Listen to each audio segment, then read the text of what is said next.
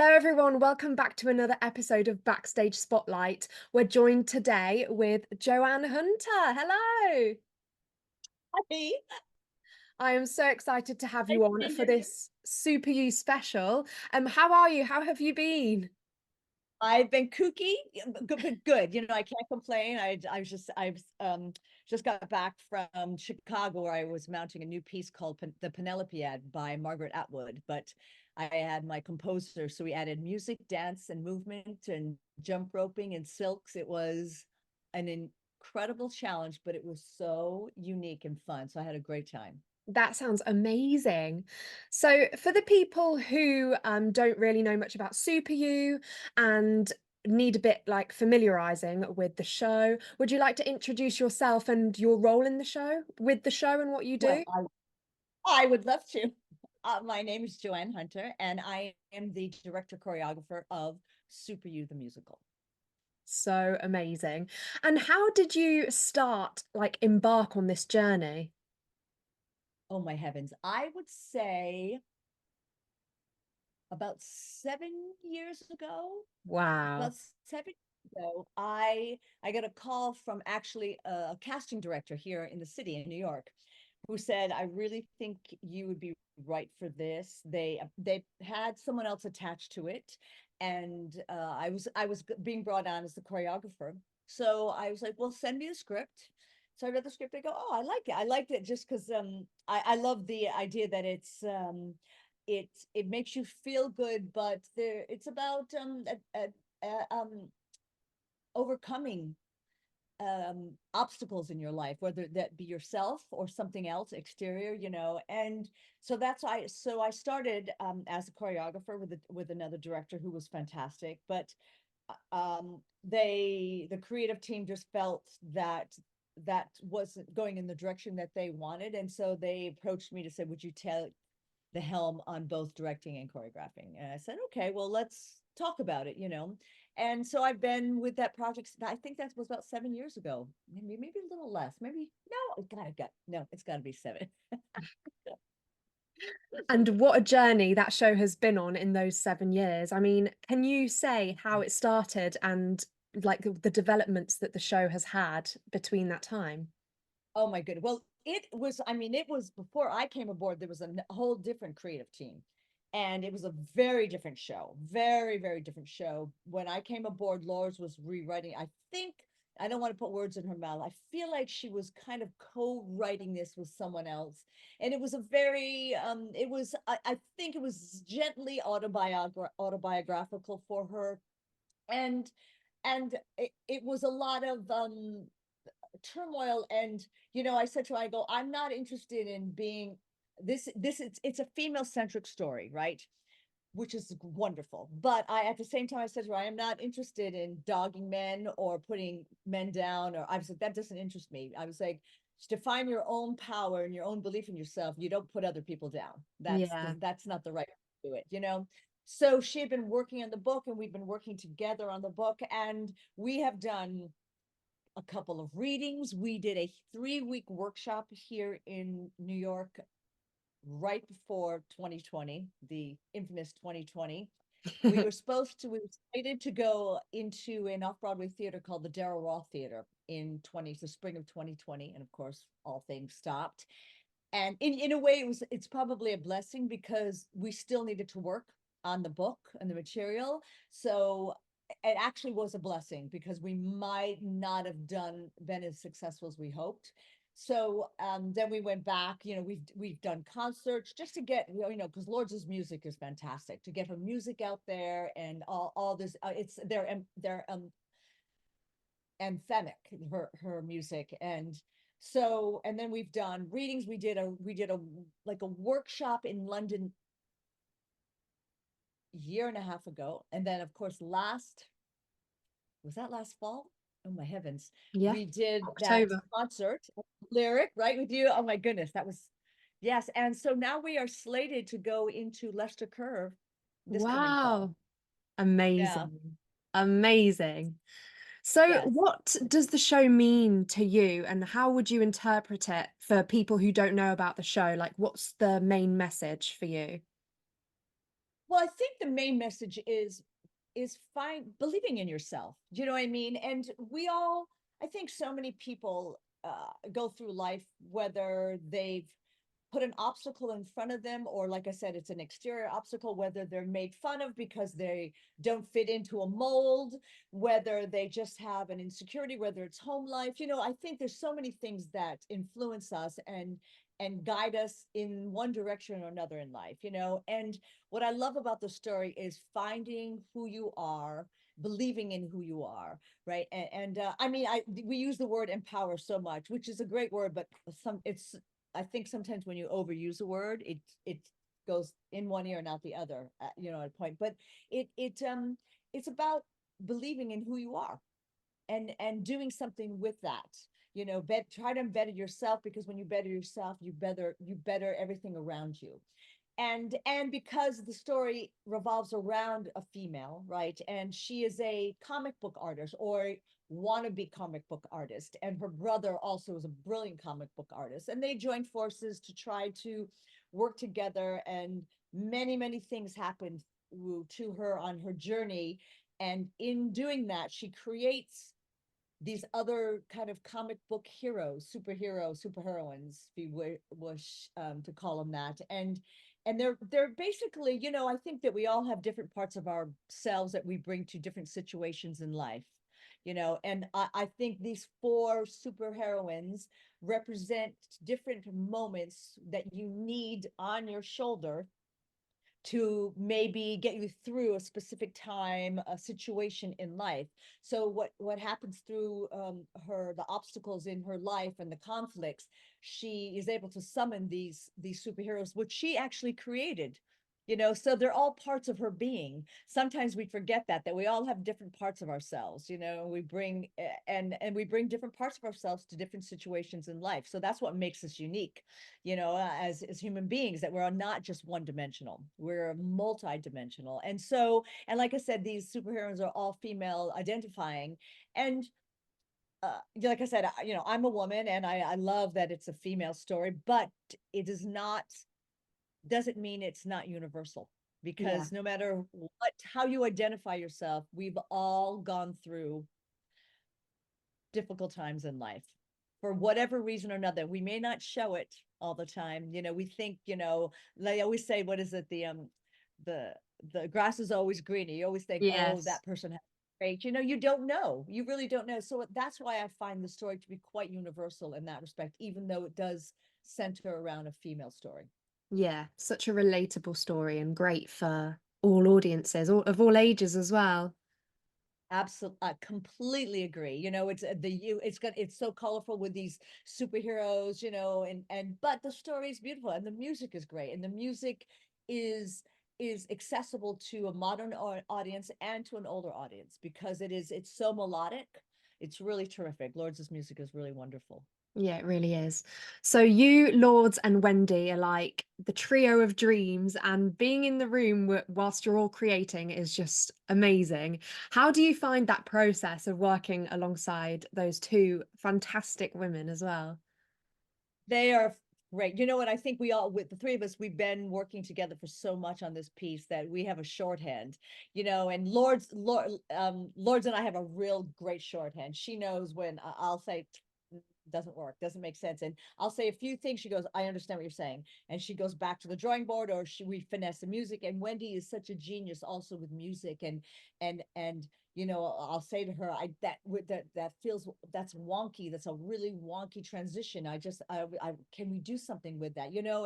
And we just I think there's a great mutual respect among the three of us, which is great, so that we can say pretty much anything to each other. But we never, there's never it's never in a disrespectful way, or in a way that there's never hurt in the room. We know the main goal is the show. We know that is the main goal. And all three of us have thick skins. We're not precious. And I'm like, tell me, and same with Lord, same as Wendy. We're like, if something doesn't work, I'm like, that doesn't work. There's no hurt feelings. Everyone's, because we are all striving for the same goal. Yeah, So, but yeah. the mutual respect is key. You know what I mean? Just understanding that each one of you is working for the same thing and wanting the same thing and respecting each other's talent. So it's great. I love being in the room with those ladies. They're fabulous. Yeah, you can really tell, and that communication is so important to put on such an amazing production. You have to be able to work well with peers. Absolutely. I mean, there are shows that people don't always get along and they work well, and sometimes they don't. But that would be the worst thing in the world for me. I mean, life is hard enough. When I'm in the room, I want to have fun. I want to laugh.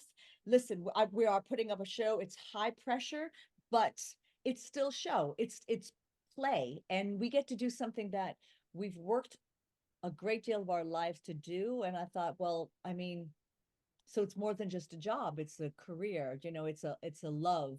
That's the only thing I know how to do. So but so I don't want to be in a room that's not fun.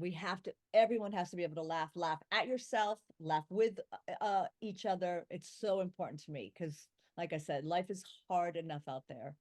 Yeah, it really is. What is your process when you're creating movement, directing? How do you think of what's going to come next? Oh my goodness.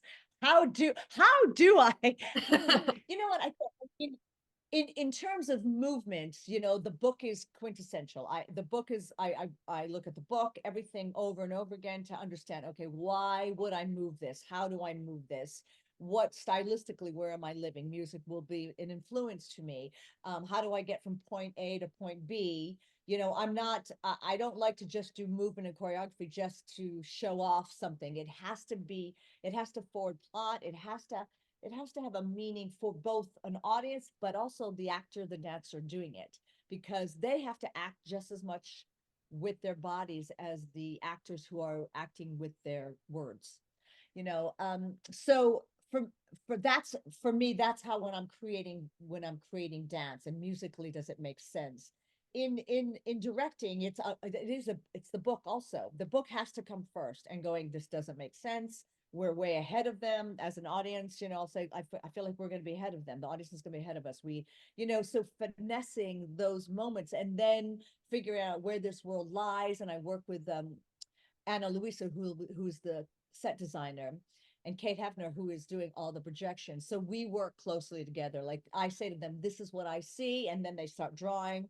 I've always said to Anne, I've always seen this on levels because there has to be two things going on at once. We jump time frame, we so much. And so she's helping me work with levels, and she comes up with ideas and she does sketches for me. I go, I like that. How do I get there? How do we make this? How do we keep it as simple as possible? Because I like a lot of theater that's actor driven movement store. I mean, in when it comes to scenery, I'm not big on a lot of automation because I hate watching something, waiting for something to come on stage, when there's no artistic something. I'd rather do it through the actors and just make it happen in front of you. To me, that's so interesting and fun. But everyone's process is different. Everyone goes about it differently. But I would say, I'm going to guess most people go the book, the story. What's the story? And then you can go from there. Yeah, it's such a fascinating process. And I mean, it must have taken just years to just keep developing that skill. I mean, how long have you Oh been directing, choreographing for? my goodness. Not as long because that's a great question. Excuse me. I I was a performer for years, and that's all I wanted to do. I was tunnel vision. I had no aspirations to do anything on the other side of the table. I performed. I was an actor. I started. I was a dance captain a lot of times in the shows because my brain was able to just work fast. It's not a talent; it was a gift. I'm able to pick things up, boom, boom, and choreographers would see that in me. Then I started to become an associate, and I loved it. But I was not interested in helming anything on my own. And one day, a mutual friend and colleague of mine is a director, and he asked me, "Would you choreograph this?" And I thought, why? Why would you want me? I have not done anything, big or anything on my own. He goes, I know you. I've been following your career, and I think you are right, and you can do it. So anyway, basically, I said, well, what do I have to lose? One, if I don't like it, I'll know. Two, if I'm bad, I'll know. And And so I started way later because it was, like I said, it was never in my frontal vortex. What is this cortex? What is that right here in the front of the Frontal brain? To cortex. right to be that. It Yeah. was to be a performer. And so I've only been probably choreographing, directing about, let me think, JoAnn. I'm going to say about 10 or 11 years. Wow, yeah. Not Amazing. long, where most of my peers who are choreographers and or directors have been knew that that's what they wanted to do when we were performing. I was like, really? Yeah. So, and now I love it. I love it. I love the idea of trying to figure things out, taking a blank piece of paper and going, okay, how do we make this work? It's exhausting, but I enjoy it very, very much. And I love the bantering with the creative team, like figuring out, okay, this is what I'm thinking. And then a set designer goes like this, and I go, holy moly, that's, and it just, and then all of that just, that creativity begets more creativity. And you just start bantering with each other, and then ideas start happening. And so that to me, I absolutely love. I love that. Yeah. And when you're in the room, like you create such a peaceful atmosphere, like hardworking but nice to be in the room. And I think it's stress free, but also like making the performers like want to get it right and want to communicate the story as well as they can. And I think that's so important when you're in that position of directing choreographing, because you need to make everyone in the room comfortable to allow everyone to be able to give their best performance. Absolutely. And I grew up in my back in my day, they were very strict. I grew up with mentors and directors of crime that would yell and scream at you. And I don't work that way. I will say though, I wouldn't change my past for anything, because I think all of that experience has made me who I am today. I'm not a yeller. I don't I just assume when you're in the room that you want to be there and you want to work your butt off. I just assume that, because, and I respect you. And I automatically respect everyone in the room. And so I just automatically think the feeling is mutual, that we all want to be in that same place. You know what I mean? I said, why would you be there if you didn't? So, and then, so let's have fun. Like I said, I've worked with different people that don't work that way. And I'm not here to judge or anything. It's just not the way I like to work. I want to laugh constantly. I want to have fun. I want to leave there. I know I'm exhausted, but I want to know, that was a good time. I want to be in a room that's filled with positive energy, because it just makes it easier, right? It just makes it easier in the long run. So yeah, I've been very fortunate. I mean, I'm knocking, I don't have any wood. We have wood. I'm knocking wood. Yeah, I would say 99% of my experiences for myself, as on the other side of the table as the director or the choreographer, I've had very lovely experiences with the actors, the dancers, the singers in the room. And yeah, I'm very, and I usually, like, when we audition people, I am very cognitive of energy and how they react, and if you give them a note, or um how they apply themselves, because that is telling of how they're going to be in the room. Yeah, that's so Very, important. very telling of how it's going to be. I call, like, yes people, and I don't mean, oh yes, do everything. I'm saying, like, yes, yes, let's try it. Yes, I want to go for it. You know what I mean? Like, that might not always work. It might be terrible, but who cares? I mean, create a safe environment, create an environment that everyone has mutual respect, and that way you can make the biggest mistakes ever, and who cares? That's how we learn. We learn Yeah, by mistakes. exactly. I've got a hard question for you now. I mean, you might find it easy, but out Oh, of the four superheroes, who is your favorite oh and no. why? Oh my God. I I think, oh God, no one has ever asked me that. Okay. That's a Really? great one. I'm gonna say Blast. Yes. And why? I think because Blast is she I think of myself just in my upbringing, and you know getting through life, and as being tenacious and persistent, and just I just keep going. You know, I feel like I've always been there. I'm a survivor, and I'm very kooky. You know, I have like high energy, and so Blast, but also her song is just like it kicks butt, right? It's like this rock and roll, this female voice that can wail. You know, it's like a Pat Benatar or Heart, or just like these, you know, these fabulous, fabulous women's voices that are so strong. And I think that's why I just love that character. But I love that, you know, she's persistent. She's like, yes, Yeah. I'm not gonna let that pull me down. I'm gonna go the other direction. So that would be good question. Oh my goodness. Great. Now I'm gonna think about this and go, is that the right answer? Oh, I've got another similar question. If you could Okay. create your own piece of merchandise for the show, what would it be? A beanie. A beanie. Great. Love beanie.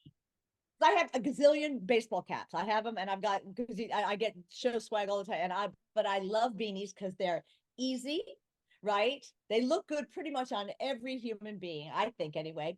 You can fold them up and put them in the suitcase. They don't take up a lot of room, and also a beanie like with color that with pops with color, or that's simple color, but whatever the logo or something has some, yeah, I love a beanie. I love mugs, but I'm a potter, so I make my own mugs. So I don't need any more Nice. mugs with logos on them.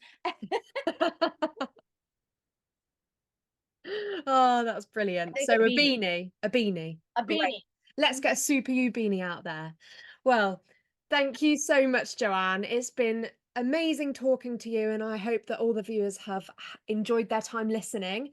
If you could nominate someone from the Super You cast creative team to come on my podcast next for another Super You special, who would it be? And I'll reach out to Oh, them. I think it would have to be Lord's Lane. Oh, of course, of I course. think, of A busy course, right? lady, but we'll try and get her on.